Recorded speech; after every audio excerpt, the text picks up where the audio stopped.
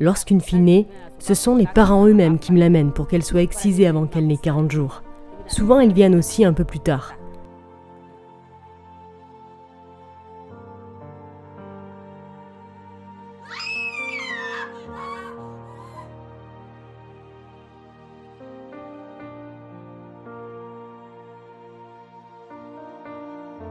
Nous sommes dans le cercle de Bafulabe, au Mali.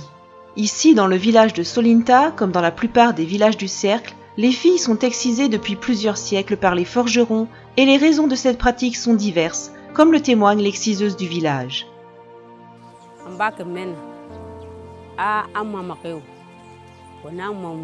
Nous excisons les filles car nos ancêtres le faisaient. Mes parents et mes grands-parents m'ont transmis cette tradition et c'est notre responsabilité de la perpétuer. En plus de faire partie de notre culture, l'islam aussi nous le demande.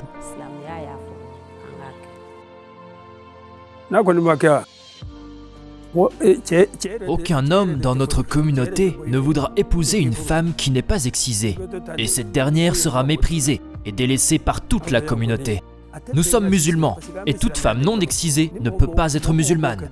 De plus, quand une femme n'est pas excisée, son désir sexuel augmente et devient incontrôlable, ce qui est inacceptable dans notre religion.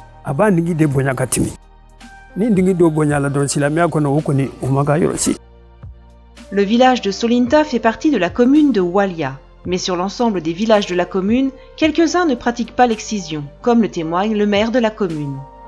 Il y a 36 villages dans notre commune à l'heure actuelle. Bon, il y a à peu près 3 villages qui ne pratiquent plus, qui n'ont jamais pratiqué. Et les gens qui le pratiquent maintenant, c'est de façon clandestine. Donc ce n'est plus une pratique généralisée comme autrefois, où toutes les filles du même âge sont circoncis le même jour, à l'âge de 16, 17, 18 ans, et l'année suivante, elles sont mariées. Mais aujourd'hui, c'est clandestin presque. On dirait que, si on n'est pas vigilant, on ne se rend même plus compte de ça. Parce que ce sont certaines familles qui encore invitent les exigeurs à faire ça au domicile. Donc vraiment, ce n'est plus généralisé. Depuis plus d'une décennie, Plan International Mali et ses différents partenaires mettent en œuvre des activités de promotion des droits de l'enfant et de la femme et de lutte contre la pratique de l'excision. Mais lorsqu'on demande aux populations de Bafulabe si Plan International serait la bienvenue pour mener des activités de sensibilisation, les réponses sont partagées. Jamais de la vie, nous n'accepterons que quelqu'un nous dise d'arrêter la pratique de l'excision. Nous ne pourrons pas collaborer avec toute personne dont le travail va dans ce sens. S'ils viennent nous expliquer les conséquences de l'excision et que ces conséquences sont avérées, nous pourrons songer à abandonner la pratique. Mais ce ne sera pas facile car il s'agit de notre tradition. Pour le chef de village de Solinta et l'imam de la mosquée de Walia, le village ne doit pas refuser le dialogue. Si quelqu'un veut nous donner des informations sur ce que nous ne connaissons pas, nous ne devons pas refuser d'écouter. Qu'ils viennent.